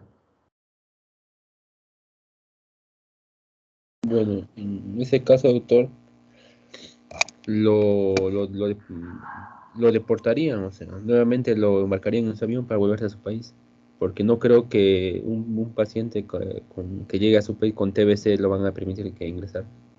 Lógico, Ciro, para eso es que tú tienes que tener referente. Y te la cuento así, rapidito, se las cuento. Nosotros teníamos un médico residente en nuestro hospital 2 de Mayo, residente de pediatría, ¿no? O sea, ya el residente a partir del tercer año puede salir a hacer un stage de un mes o de 6 meses. Bueno, este chico pasó fue nuestro interno, ¿no? Y bueno, pues lo veíamos en las interconsultas, ¿no? Y se fue nuestro amigo a España, ¿no? Paciente asintomático, cuidado. Va allá, lo separan así en su colita, lo que les digo, le sacaron su radiografía, le encontraron su tuberculosis, inmediatamente bajó del avión, llegó, se hizo su placa, lo embarcaron en el mismo avión que llegó y lo regresaron a nuestro país. Ese residente, ¿no? Dentro del viaje que hizo, aparentemente adquirió otras enfermedades, ¿no? Otras complicaciones, y ese médico residente del tercer año se murió, así de facilito. ¿Y de qué se murió? De tuberculosis. Cuán importante es saber que todas las personas que viajan, así como para el matrimonio, tienen que tener placa radiográfica y prueba del VIH. Ahora van a pedir del COVID-19, ¿no? Quien se quiere casar, por eso la gente no se está queriendo casar por ahora, ¿no? Entonces, ¿qué cosa es lo que tiene que hacerse? Es tratar de encender los signos de alarma, así como los hemos encendido, ¿no? Y tratamos de que nos cuidemos de las fiestas COVID. Entonces, esos centros de antro, ¿no? Donde no hay protección, se toman bebidas alcohólicas, ¿no? Se toman del mismo vaso, o sea, ese es un medio de contagio. Entonces, todos los países del mundo invierten demasiado dinero, ¿no? En prevención de las enfermedades. ¿Qué cosa es lo que le pasa a Estados Unidos, ¿no? Actualmente, ¿no? Que hace su propio presidente ya se infectó de COVID-19. Soberbio, egoísta por la salud de los demás. ¿Cuántos han muerto en Estados Unidos? Más de 120,000 personas han muerto, ¿no? Y sigue aumentando. ¿Cuántos han muerto en Brasil por la desidia del presidente que yo no uso, que yo no tengo, a mí no me va a dar? Ya le dije también, pues, ¿ya? ¿Y por qué no le da a la reina de Inglaterra? No sale, ¿ha entendido? Ella no sale. Últimamente que salió casi la han querido matar, pero no el coronavirus, sino han querido atentar contra ella. Pero son formas del comportamiento humano y eso tiene mucho que ver en el transporte de las enfermedades. Acá todo el mundo de Lima se fue a su pueblo y llevó pues coronavirus a su pueblo. Y tal es así que en nuestro país se ha hecho una epidemia, ¿no? O sea, todavía hay lugares a donde no se puede llegar, ¿no? Donde realmente deberían haber rígidas medidas de seguridad. Miren lo que hacía Cajamarca. Cajamarca cerró sus puertas, no entraba ni salía nadie. Claro, ahí han podido controlar un poco mejor, a pesar de que Cajamarca es una zona endémica de brucelosis. Cuidado, ¿eh? Ahí hay que ver los alcances que nos deben llevar a nosotros a no infectarnos, porque también somos nosotros los primeros infectados en tratar de correr el riesgo de hacer este tipo de enfermedades. Y la tuberculosis, sin querer queriendo, es una enfermedad que crece, afecta a todas las poblaciones, chicos y grandes, hombres y mujeres. ¿Ya? Eso es lo que quiero que sepan ustedes, de que hablar de tuberculosis no es hablar de verdura, no estamos hablando del coronavirus. El coronavirus ya se pasó, pues se está llevando un montón de gente. Y cuando veamos mañana la clase de influenza, vamos a ver qué cosa es lo que hay dentro del estado de contagio, ¿no? 100 millones de personas mató la influenza. Eso es lo que tienen que saber ustedes, y de eso tienen que ustedes recalcar que hay ciertos procesos en el cual, ¿no? Dado la triada del proceso infeccioso, ¿no? El huésped, ¿no? Que es el infectante o el infectado, el agente etiológico, que es el que la produce, y el ambiente donde se desarrolla.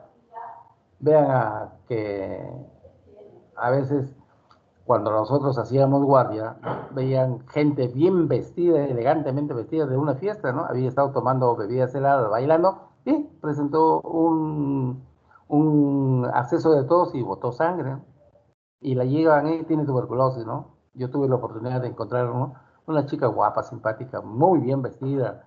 Se supone que venía de un lugar importante, ¿no? Ya les estoy hablando de hace pues unos 30, 25 años, ¿no? Donde no había pues mucho esto de las clínicas. Ahora la llevan a una clínica, aunque se queden endeudadas. Imagínense, pues pagar 300.000 porque me salven la vida es bastante, ¿no? Más que todo en una sociedad muy consumista como la nuestra. Pero vean ustedes de que si nosotros no somos los propagandistas de la buena salud, vamos a estar infectados inclusive nosotros, ¿no? Por favor, ten cuidado con eso, Ciro, por favor. Tienes que tomar más apego a este tipo de temas interesantes. Ok. Aquije Ávila. Sí, doctor. Hola. Buenos días, doctor. Dame tu opinión. Un momento, voy a subir el volumen, no lo escucho bien. Ya. Sí, te escucho muy bien, no te preocupes, ¿ah? Ya, bueno, con respecto a la tuberculosis, como bien sabemos, la localización más frecuente de esta va a ser en el pulmón. La clínica que puede presentar va a ser la fiebre, baja de peso, eh, tos, y en una radiografía que es la prueba que se le va a pedir en un inicio, lo que podemos ver son adenopatías periliares, si es de un inicio reciente. Eh, ¿Qué más? También para ver si el paciente presenta una tuberculosis latente, una prueba que nos sirve es el PPD, que la prueba de tuberculina, en el cual esta prueba resulta positiva si es mayor a 10 milímetros la induración que se muestra. Luego, con respecto a la resistencia, tenemos las pruebas moleculares, las cuales pueden ver si el Mycobacterium es resistente tanto a la rifampicina o la isoniazida, para ver si es MDR o si ya es resistente a fármacos de segunda línea, puede llegar a ser también un XDR. Luego, con respecto el PPD, la prueba de tuberculina también, cuando el paciente es inmunocomprometido, cuando tiene VIH, por ejemplo, el PPD, si es mayor a 5 milímetros, en ese caso sí se toma como positivo. Otras pruebas de diagnóstico también que hay vendría a ser la baciloscopía y el cultivo. Luego, bueno, dentro de las secuelas que vamos a tener por la tuberculosis puede ser la presencia de bronquiectasias, las cavitaciones, las cuales a un futuro pueden estar invadidas por hongos, puede formarse un micetoma y puede haber puede tener también la tuberculosis puede también tener una diseminación sistémica. Y para la prevención, más que nada es como usted mencionó, más que nada es la higiene, el lavado de manos, el cubrirse, si es que se sabe que ya presenta la infección, cubrirse con una mascarilla o al momento de toser, tanto la nariz como la boca. Luego creo que nada más, doctor, no sé qué más podría decir. Sobre tuberculosis hay un montón, Luis Ángel. El Sí, problema es de que tenemos que socializar. Es una enfermedad de nuestros ancestros, ¿no? O sea, tenemos que ver que las enfermedades, si bien es cierto, quedan graficadas a través de la historia mediante los huacos, ¿no? Muchas veces la cultura andina antigua era muy susceptible de esculpir un huaco y decir, ¿no? Oiga, este tiene verruga, mira, ¿no? Y vayan ustedes, miren, yo los invito a que vayan al Museo Natural que queda al costado del empleado, ¿cómo se llama? Arenales, creo, en Arenales. Vayan ahí a ese museo y vean la cantidad de gráficos que significan de que nuestros estudiosos, ¿no? Sabían fácilmente cómo, miren la técnica que no había en otro mundo de la trepanación del cráneo, la hacíamos acá en el Perú, pues, y eso fueron los nazcas. Entonces, los chimús también grafican porque son endémicas de verruga peruana, ¿no? O bartonelosis. Entonces, eso nos deja una escuela, porque cuando nosotros llegamos a un país, a veces, tú vienes del Perú, me dijeron una vez también en España, ¿no? Oye, ¿qué es la verruga peruana? Ustedes se han copiado la enfermedad de nosotros, que es la angiomatosis. La angiomatosis. O sea, me dejaron una duda de tal manera que tuve que hacer una revisión, ¿no? En esa época, pues un libro, en ese momento, ¿no? Ahora, cualquier cosa que me preguntan, voy al celular y en un ratito doy media vuelta, me informo y respondo, ¿no? Entonces, la información ya la tienen ustedes más al día. De tal manera que eso es parte de un cortejo no fúnebre, pero es un cortejo sintomatológico de enfermedades y afecciones que nos producen un retroceso en nuestro avance como sociedad. Entonces, vean ustedes de que no somos libres, ¿no? Posiblemente, a lo mejor no nos da eso, pero por la edad que ya uno va teniendo, ¿no? Lógicamente se infecta del colesterol, se contagia de la diabetes, de la de la hipercolesterolemia, la hipertrigliceridemia, ¿entendido? O sea, va dándole la artrosis, le va dando demencia, o sea, eso es el desgaste propio de la edad, ¿no? Por lo que uno tiene edad.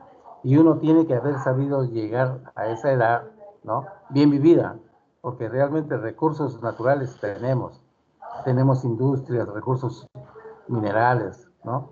Tenemos una buena distribución en lo que es la ganadería, ¿no? Tenemos nuestro ganado caprino, ¿no? Ovino, ¿no? Ganado vacuno. Entonces, vean, o sea, todo nos lo da la naturaleza, pero si nosotros no lo hacemos distribuir adecuadamente a nuestros requerimientos, con toda seguridad que nos va a suceder esto. ¿Ustedes se imaginarían que ¿no? un paisano nuestro que viene de Cajamarca no venga bien nutrido, un chiquito que desde niñito, no se prenden ellos directamente de la ubre de las vacas y sacan su leche, ¿no? Las personas adultas exprimen su ubre y sacan su leche y se la toman directamente así calientita como sale, ¿no? O otros van al proceso de pasteurización. O sea, no entiendan ustedes, no olviden que eso es parte de la cultura que nosotros tenemos que superar, ¿no? Como dicen los que vienen de la provincia, mira, yo soy un cholo power, mi tierra era cargador, ahora ya no, ahora vendo zapatos. Mira, en tu pueblo era zapatero, acá ya vende zapatos, mira lo que bien, cómo se superaron, ¿no? O personas que eran, uh, los que cargan bultos, me olvidé. Entonces, estas personas, ¿no? En su pueblo hicieron, cargaron bultos, cuando vienen acá ya se superan, van teniendo otro concepto de la vida y lo planean de tal manera de que no podemos vivir en lo mismo y de lo mismo, ¿no? Tenemos que superar eso. Ahí hay un factor muy importante que ustedes tienen que saber sobre salubridad, ¿no? La prevención es una parte fundamental del estado de la salud de cada una de las personas. Y ahí es donde todos nosotros tenemos que ver que no hay que enfermarse, porque de lo contrario, como en esta enfermedad, nos deja una secuela y una disfunción. Ya un paciente con tuberculosis no tiene una expansión pulmonar al 100%, va bajando al 80%, al 90%, y eso ya nos crea una sintomatología propia de la cual tenemos que saberla llevar. Muy bien, por favor. Muy bien, Luis Ángel. Apolinario Siche, Diana Carolina. Hola, buenos días. Buenos días, doctor. Hola, Diana. A ver, una dama, ¿qué nos dice sobre tuberculosis? Bueno, la tuberculosis es producida por el Mycobacterium tuberculosis y se va a transmitir a través de las gotitas, ¿no? Por medio del plutge que le llaman. Como dijo el compañero, es más frecuente que se produzca a nivel de los pulmones, pero también se puede producir a nivel extrapulmonar. La clínica en un paciente que tiene tuberculosis, como usted lo recalcó, es el primer diagnóstico que nosotros tenemos que tener, porque quizás cuando estemos en nuestro CERU, puede llegar un paciente y eso es lo que debe primar en nosotros, que la radiografía, ¿no? Que es la tos, la expectoración por más de 15 días, la hemoptisis, que es muy característico también, o llega con pérdida de peso, fiebre. Bueno, eso nos puede orientar más o menos al diagnóstico y bueno, ya, claro que no es lo único, ¿no?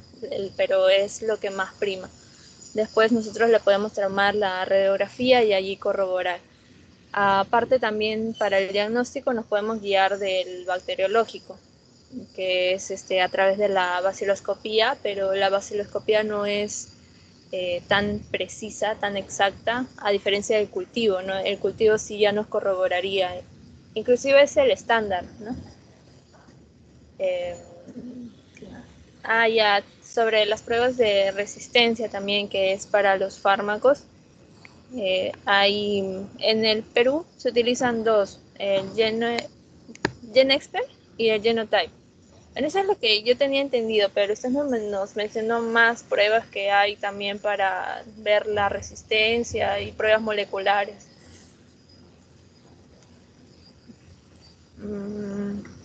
Con respecto al tratamiento que se le da a un paciente que tiene tuberculosis, hay esquemas que lo da el MINSA, ¿no? Nos mencionó hay varios esquemas, pero el esquema sensible, que es de los 6 meses, está conformado por la isoniazida, rifampicina, etenamina y la piracinamina. Pero ahí va a depender también de los tipos de pacientes, porque si, por ejemplo, no el paciente tiene VIH, ya no serían 6 meses, sino serían 9 meses, y así, eso depende. Y bueno, cuando son ya resistentes también tienen una cantidad más prolongada de tiempo e inclusive se le va agregando más fármacos. Diana, ¿has escuchado hablar del tratamiento quirúrgico de la tuberculosis? Sí. A ver, cuéntamela. Bueno, en el caso de los pacientes que son ya XDR, a ellos se les puede someter al tratamiento quirúrgico, pero cuando no ha tenido, cuando ha fallado el tratamiento médico. Muy bien. Eso era lo importante, ¿no? Entonces, y yo les explicaba y les decía de que había, pues, todo paciente que tenía tuberculosis y tuberculosis resistente y no había otro tipo de medicación, entonces pacientes que se les abría y se les colapsaba el pulmón, ¿no? Se les ponía unas bombitas de esas de ping-pong. ¿Ustedes han visto, las conocen? Diana. Sí, doctor. Ya, entonces, esas bolitas de ping-pong esterilizadas, ¡ploc!, iban dentro del pulmón y permanecían 30, 40 años. Nunca se infectaron, nunca se rompieron, ¿no? Pero esa paciente comenzó y mejoró su tos que tenía, su hemoptisis que tenía, ¿no? Entonces, pero a través de la tecnología, cómo se han ido superando las pruebas de sensibilidad, ¿no? El tratamiento que se les da necesariamente tiene que ser parte del componente importante que nosotros tenemos que saber, que estos pacientes no pueden ni complicarse ni deben morirse, porque hay tratamiento. Si no hubiera tratamiento como en el COVID, bueno, sí decimos, claro que sí, es una enfermedad nueva, oh, claro que sí, pero lo que no tenemos que pensar nosotros es que un paciente que tiene todas las pruebas para seguir siendo estudiado se le someta a tratamiento quirúrgico, salvo que, ¿no? En una caverna se haya creado pues un micetoma, ¿no? Entonces ahí, bueno, queriéndolo o no, pues tiene que romperse ahí. O que si este paciente, sin ser tuberculoso, tiene que ser sometido a un acto operatorio por un tumor causado por el tabaco, bueno, pues esa es otra cosa. Pero veamos necesariamente que lo que hay que ver ahí es la prevención. Chicos, no se olviden ustedes que donde hay uno que tose, 10 replican. Y ustedes van a darse cuenta ahí en casa, cuando uno empieza a estornudar, empieza otro por ahí, 3, 4, se replica eso. ¿Por qué? Porque lo que dijo Diana ahí son por el contagio, ¿no? De las bolitas, burbujitas que eliminamos al reír, al toser, ¿no? Entonces, eso hace que nosotros tengamos una sensatez, ¿no? Para tratar de ser los que previenen esta enfermedad. Vean, esta enfermedad no tiene rango para decir solamente afecta a jóvenes, a adultos, no, afecta a todos. Pero sí, en lo que tenemos que hacer el diagnóstico diferencial con estas enfermedades es las neoplasias, que puede ser por tabaco, que hay un factor condicionante, ¿no? O las micosis que hablamos, ¿no? O la histoplasmosis, la aspergilosis, la paracoincidomicosis, todas esas enfermedades son complementarias, que cuando hay un trastorno de la inmunidad, lógicamente ellos son oportunistas, por favor. De eso no olvidemos y estemos seguros que lo que tenemos que hacer a ellos es la prevención. Muy bien, interesante, Diana, me gustó tu aporte. Ango Córdoba. Hola. Hola, doctor, buenos días. Cuéntala, a ver, dame tu opinión, porque en realidad es un tema muy interesante del cual ustedes tienen que salir convencidos que esta enfermedad sí se puede prevenir, sí se puede prevenir, sí se puede tratar, ¿ya? Pero si no colaboramos nosotros, vamos a estar inmersos también nosotros. A ver, cuéntame por favor, Ango. Bueno, doctor, sobre la clase que usted mencionó, pues el agente infeccioso, como ya sabemos, es el Mycobacterium tuberculosis. Diana también mencionó el pucle, que es importante también, que se necesita, pero en este caso se necesita menor a 10 bacilos para iniciar una infección, en este caso, ¿no? En caso de la fisiopatología también es importante conocerlo porque abarca y entra a través, o sea, la bacteria ingresa a través del alveolo, luego a través también de los macrófagos inician un proceso fagocitario, ¿no? De la bacteria, y esto a su vez pues al final va a llevar va a llegar al desarrollo de la bacteria, ¿no? Y generalmente pues el desarrollo de esta bacteria va a constar de más o menos de 3 semanas, y en lo cual hablamos de tuberculosis primaria, secundaria, hasta incluso de terciaria, ¿no? En primaria hay una característica importante que es que se producen pues los complejos de Home, ¿no? Se mencionan, ¿no? Y también rescatar pues también la parte clínica, como ya mencionaron, la parte clínica es importante, dado que la hemoptisis, la fiebre, la pérdida de peso y la tos productiva nos va a dar un gran indicio de que podría ser un paciente con tuberculosis. Estando en Perú, siendo un sitio donde pues es pensar incluso viene a ser con esta característica ya la primera sospecha, se podría decir, en gran cantidades, ¿no? En la cual tenemos que someterle pues a corroborarle con nuestras estrategias ya de pruebas, ¿no? Como lo que vendría a ser los rayos X, que también nos va a dar características importantes que vendrían a ser, por ejemplo, los daños cavitarios si se están en las zonas apicales, pues las cavernas, como el foco de Home, ¿no? Y también, pues, si son menores de 2 años, lo más frecuente que se ven adenopatías ciliares o mediastínicos, ¿no? Mencionar también importante que dentro de lo que vendría a ser el gol estándar es el cultivo, pero el cultivo de alguna u otra manera toma el tiempo necesario en la cual se podría dar un manejo inicial al paciente, en lo cual requerimos de pruebas más tempranas para saber más o menos guiarnos y saber que es causas de la tuberculosis, ¿no? Y dentro de ellos pues viene a ser ya lo que mencionaron el Guillain-Barré o el genotype, ¿no? Que demoran, en algunos casos el genotype dura unas 2 horas y el Guillain-Barré dura 2 horas y el genotype algo de 2 días más o menos, ¿no? El tratamiento es importante dentro de lo que ya mencionaron, pues en los gestantes también rescatar que el tratamiento ya es de 9 meses. En Perú pues mencionan que incluso hay de 6 meses más o menos, ¿no? También rescatar también las características de los efectos adversos que podrían presentar estos fármacos, como usted mencionó, por ejemplo, el etambutol pues producía una neuritis retrovulvar, ¿no? También lesionacida que afectan al hígado, así como la rifampicina que podría producir una hepatitis colestática, ¿no? Importante saber que también el manejo de la hemoptisis podría ser, se podría utilizar la codeína, por ejemplo, para calmar las tos y estabilizarlo al paciente, ¿no? Eso sería todo, ¿no? Bueno, muy bien, me pareció importante tu aporte, porque creemos que ese es el concepto, de que ustedes tienen que llevarse lo más frondoso que nos da el paciente, ¿no? O sea, menos se puede dudar de un paciente en donde tenemos que valorar la edad. No se olviden ustedes que toda la información que ustedes rescaten es favorable al diagnóstico. ¿Cómo así? Bueno, si me llega a mí un paciente de 15 años, 18 años, 20 años con tos y hemoptisis, ¿no? Y me llega un paciente de 65 años con tos y hemoptisis, ¿no?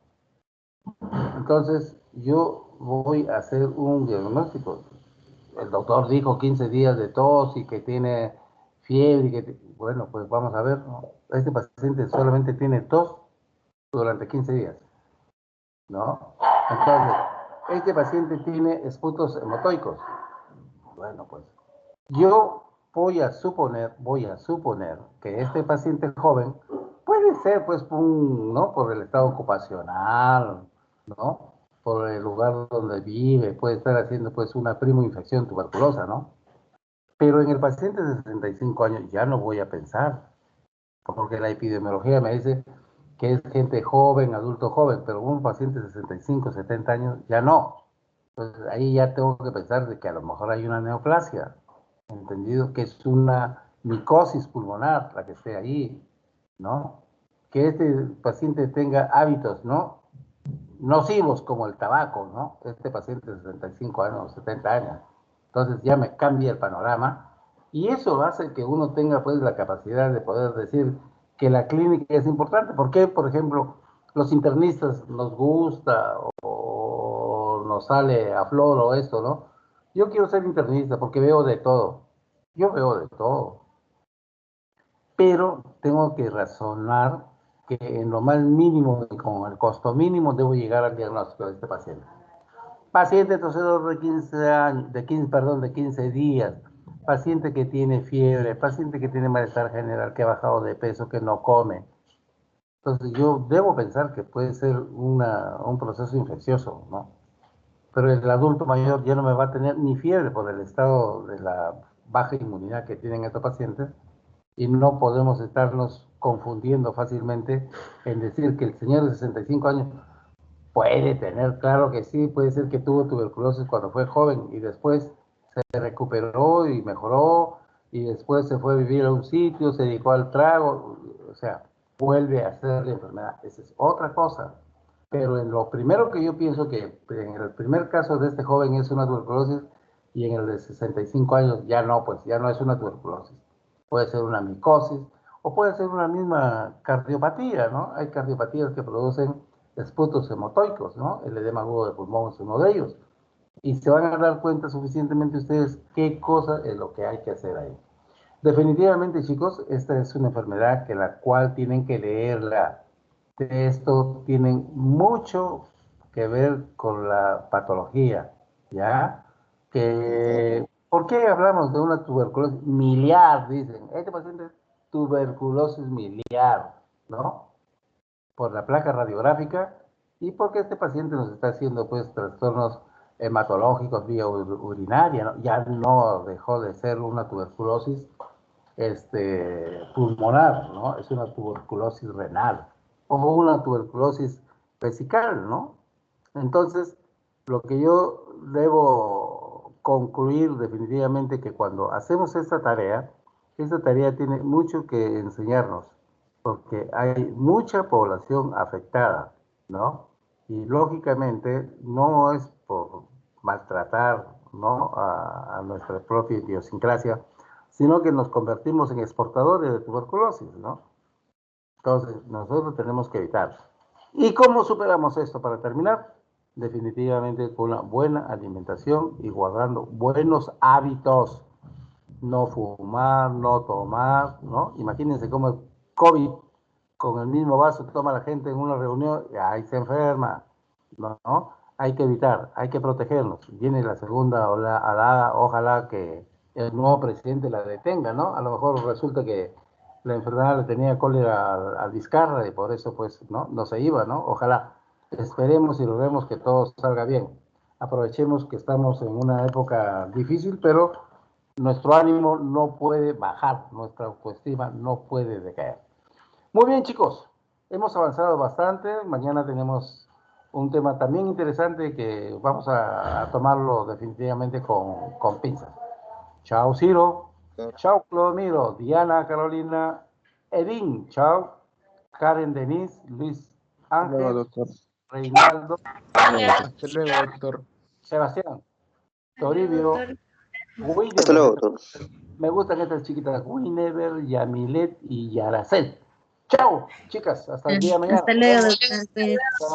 Cuídate. Chao, chao. Ok.